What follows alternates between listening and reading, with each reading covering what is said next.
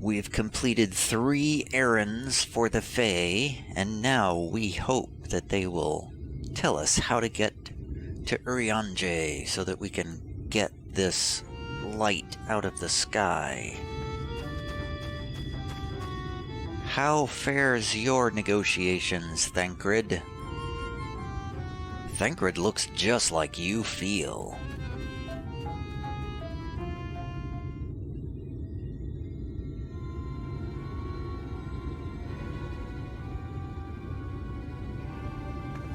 Scary music.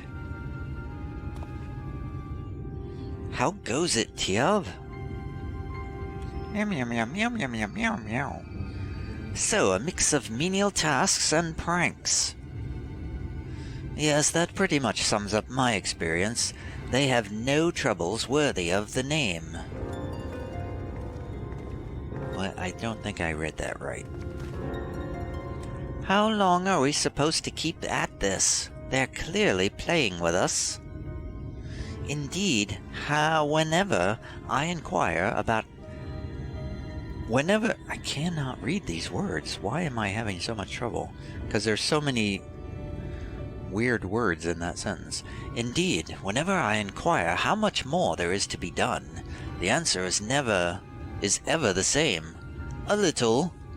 I doubt they have any intention of releasing us in the near future. Urianger once told me a story about the pixies. They're born from the souls of those who died as children, or so it's believed. Though they don't have memories of their previous lives, the desire to have fun remains, imprinted on their souls. And so they live only to play, keeping hapless mortals for their pleasure, for years on end, sometimes even until death. In the past, when I sought to identify the true nature of ghosts, I came upon literature examining a similar subject. The soul was likened to a core that resides in the ether, and its presence is what differentiates us from such beings as sprites and arcane entities. Upon death, said core ordinarily dissipates alongside the ether that composed the flesh. However, it may be held together and bound to the corporeal realm, either by the will of its owner or by means of certain arts. In time, the soul may regather ether unto itself to assume another form, or find newly emerged life in which to abide. The pixies may be one such instance of this. If ghosts are merely souls without bodies, what does that make us? I think you've become that which you fear most, brother dearest. Oh? However the pixies may have come into being, if we leave them to judge when they're satisfied, they will never be satisfied. Nay, we must negotiate new terms with the creatures. But where to begin? It seems to me we would need at least one among them to sympathize with us. In the course of your chores, did any of you encounter a pixie who seemed even faintly amenable to reason? I think Fio-Ul. Meow meow meow meow meow meow. What? You knew a pixie from before? Meow meow meow meow meow meow meow. Not only are you acquainted, but you've entered into a pact? You might have mentioned this sooner. At any rate, I dare to hope this will offer us a way out. Without any further delay then, summon this Fio-Ul if you please. Okay.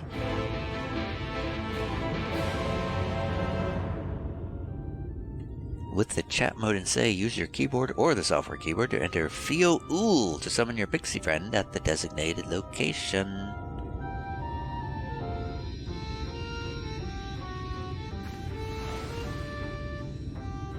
Come along, Tiev, summon your pixie friend. We're ghosts too. I suppose it makes sense on a certain level. A pact with a pixie? Why am I not surprised? I hope Fio-Ul will be able to help us. Where do I go? Over here. Hello. This other player is also doing it.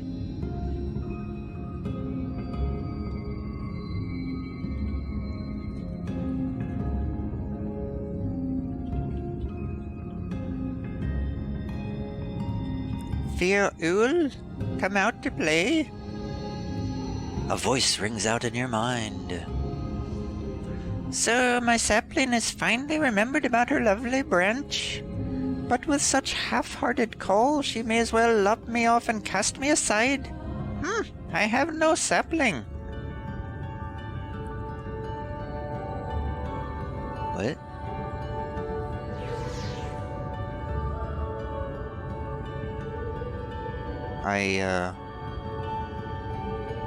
Oh, I have to actually...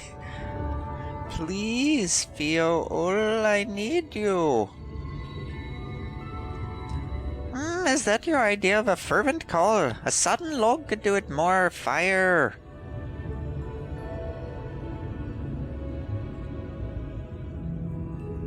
Oh. Oh, loveliest of branches, please grant me your succor.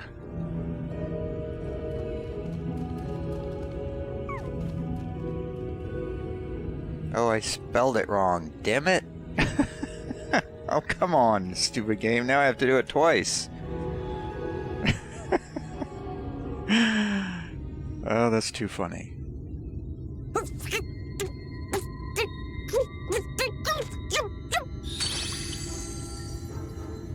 You're late! Late! I've been waiting for you to summon me ever since you came here. Waiting and waiting and waiting. But my sapling didn't so much as utter my name. Such a heartless thing she is. Cold and cruel and heartless!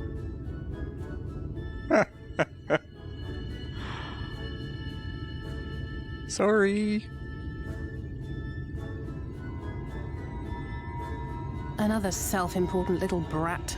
Just what we need. Reminds me of my childhood.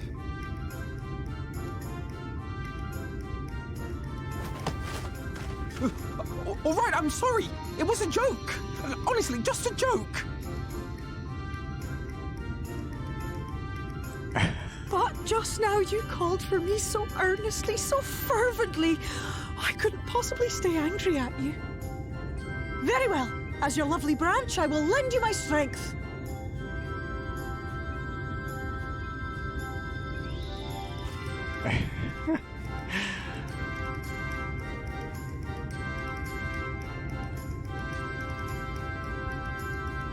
Well. If it isn't Fear-Ul, the mold feel. It's been too long. Not long enough for you to think of any new games, though, apparently. If I were you, I'd be bored of myself. Now let me make something clear. That mortal is mine. No matter what you do, she will never be yours. Never, never, ever! Oh, not even a bit. But what about the others? Surely we can keep them. No, you can't keep them either. They're for my amusement and mine alone.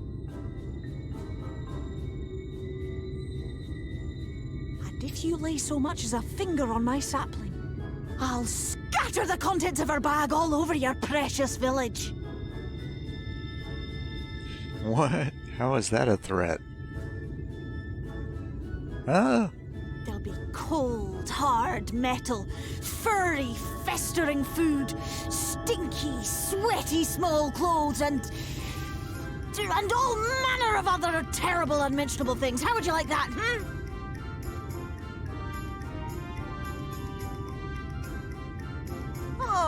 All right.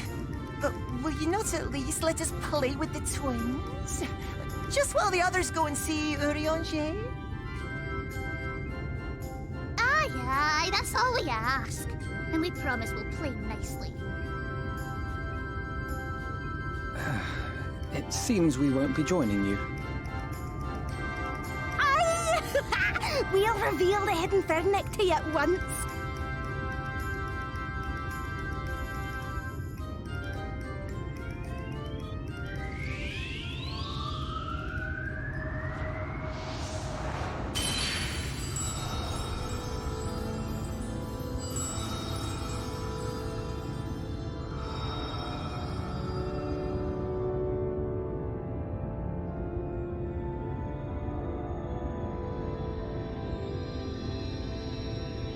Wow, wow. So this is the true Ilmeg.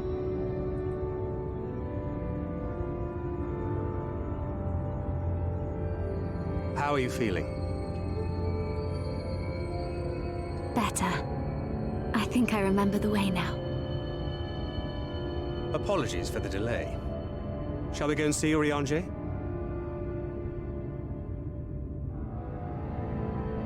Your lovely branch is useful, yes? So whenever you're in trouble, you must remember to make use of me!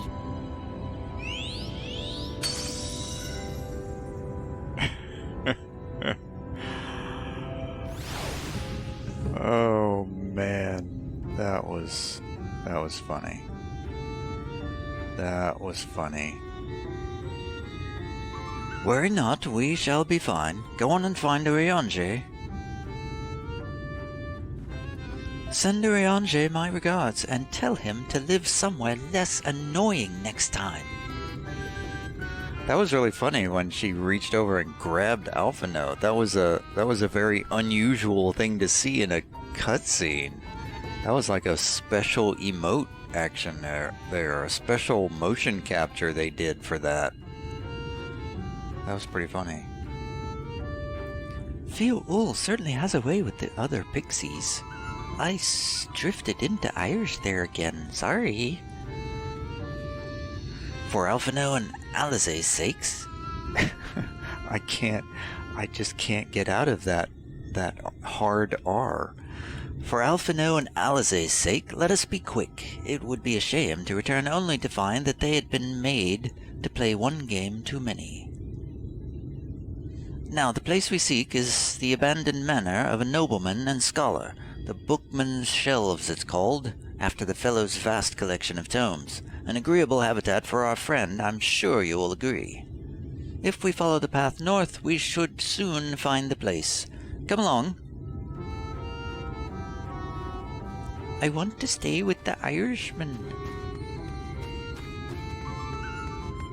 Wow, this place looks pretty cool. I feel like I should take a screenshot.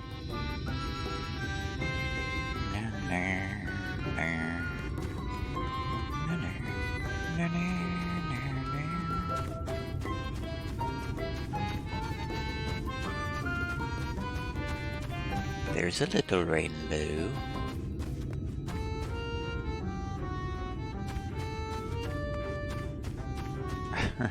You know, you'd think that I would get on my chocobo and speed to my destination, but it's quite lovely to just walk through this area.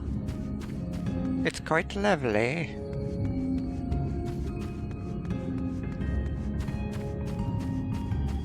I thought the place was obscured in lightness because of the light warden.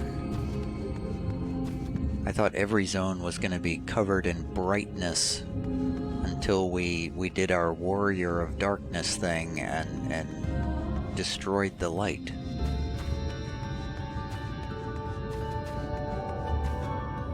But apparently that's not necessary. I'll take a picture here by the rainbow.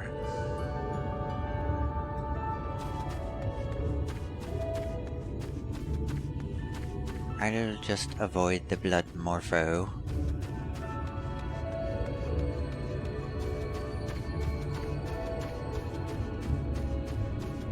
I think we're going to this house here.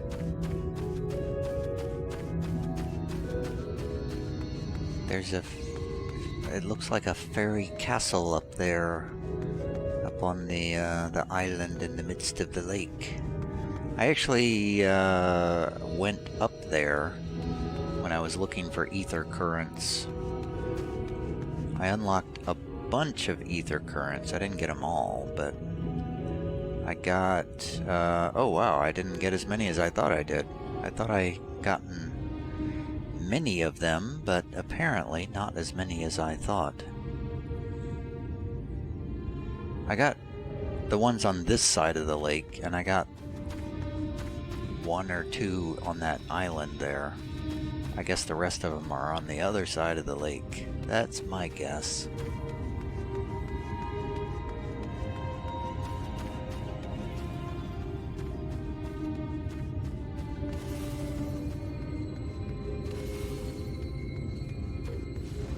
One of the things I really like about Final Fantasy XIV is you can adjust the vertical position of the camera, which is very, very cool. I wish you could move it left and right, though. It's the Bookman Shelves.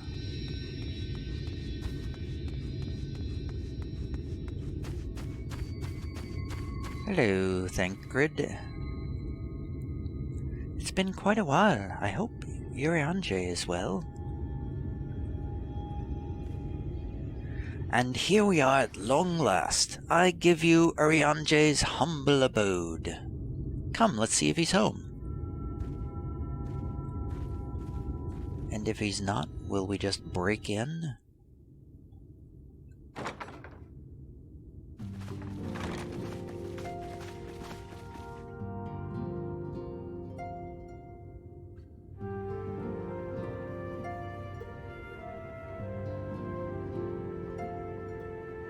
Urianger, are you in? Unto a world weary of heroes, a hero wends her way. The Exarch did send word that thou wouldst seek me out, but ne'er did I imagine thou wouldst arrive so soon.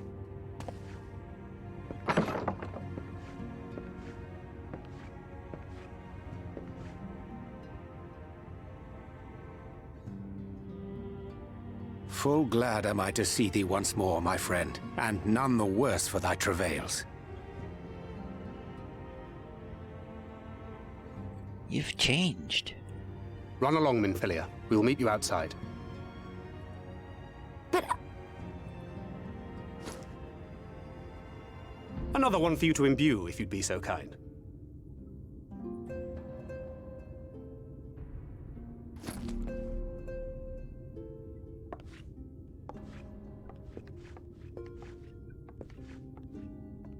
I take it thou hast met with our other comrades already? Mm-hmm. Meow meow meow meow meow meow meow meow meow meow.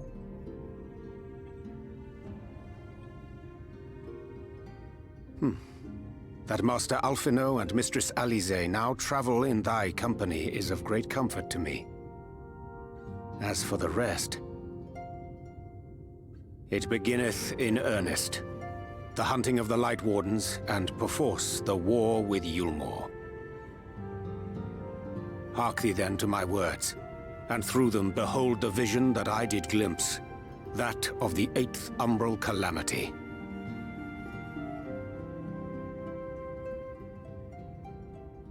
As I drifted hither to the first, traversing the boundary twixt reality and potentiality, I did bear witness to events yet to come.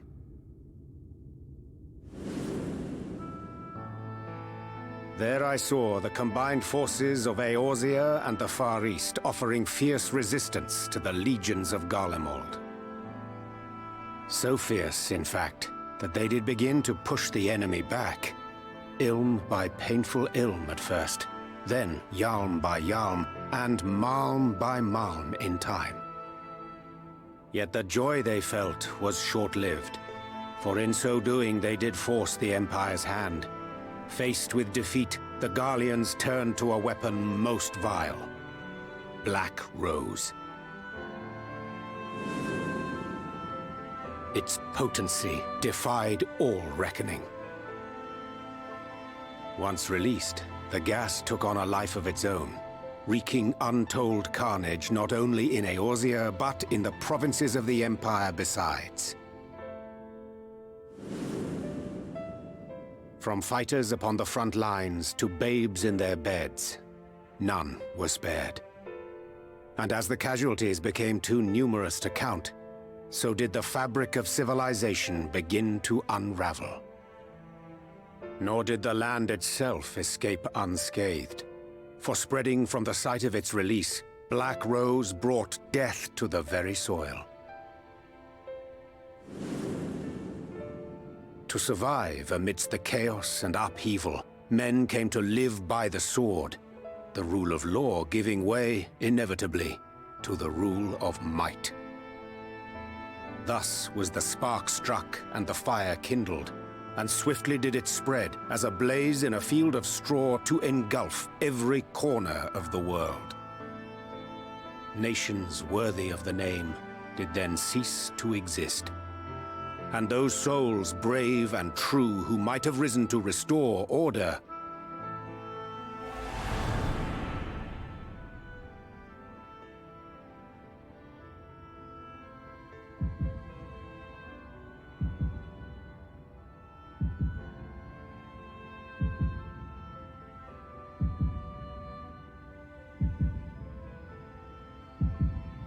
Turu, Kryl, Thancred, Ishtola.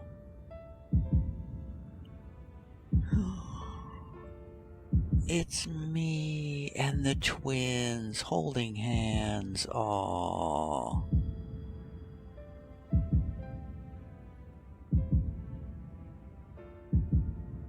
were no more. For the weapon spared not one, not even thee.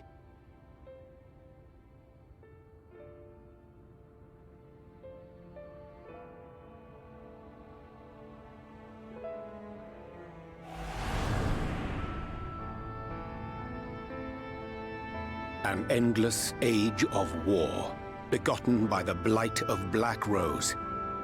Such is the legacy of the 8th umbral calamity which I did behold.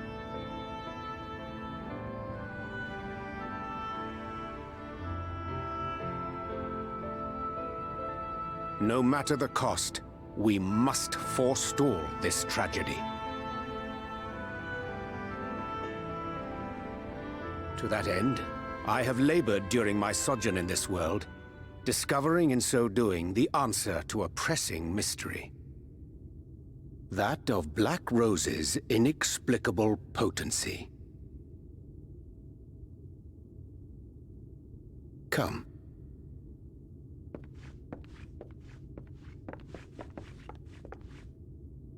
Dost thou recognize yonder chart?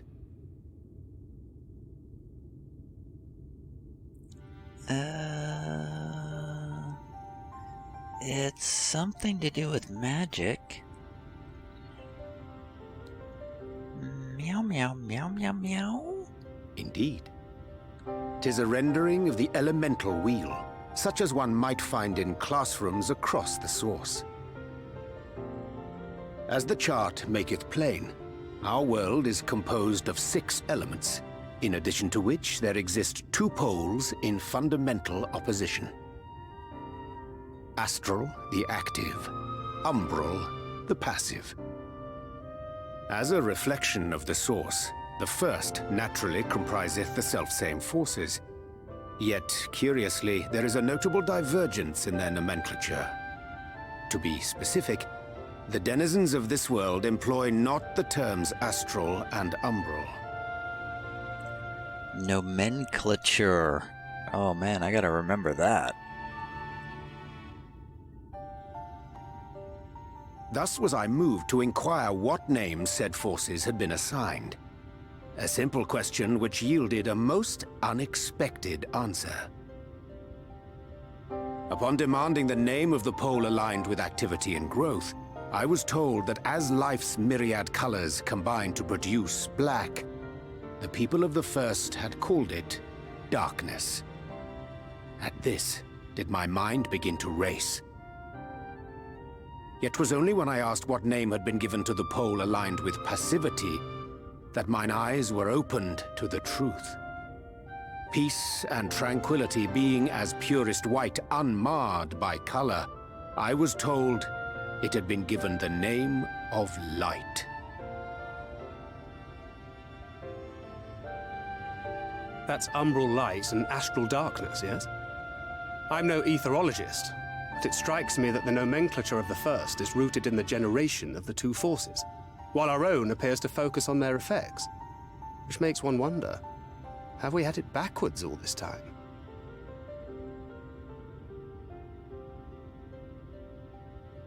'Tis indeed a compelling question, and one which beareth closer examination. Yet what knowledge we already possess sufficeth to explain the chain of events. You mean backwards as in, is the source actually not the source? Is the first the source? The phenomenon of etheric thinning observed in the source is the consequence of light, the power of stasis, flowing in from the first to stifle the movement of ether within the land. And according to Master Alphino, Black Rose slayeth by halting the circulation of ether within living beings.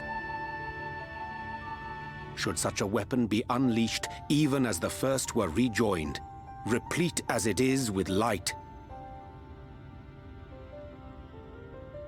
we would have a disaster of untold proportions on our hands.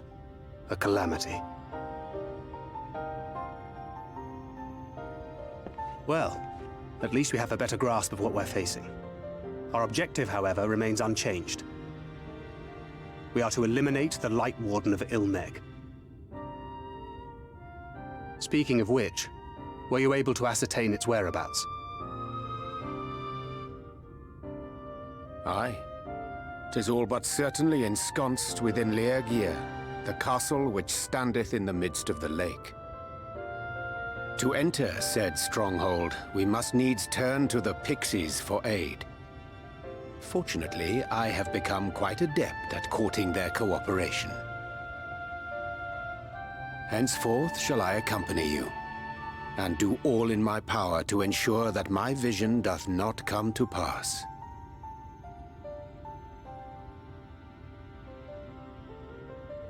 Welcome aboard, Arianje. Unto the truth. Quest completed.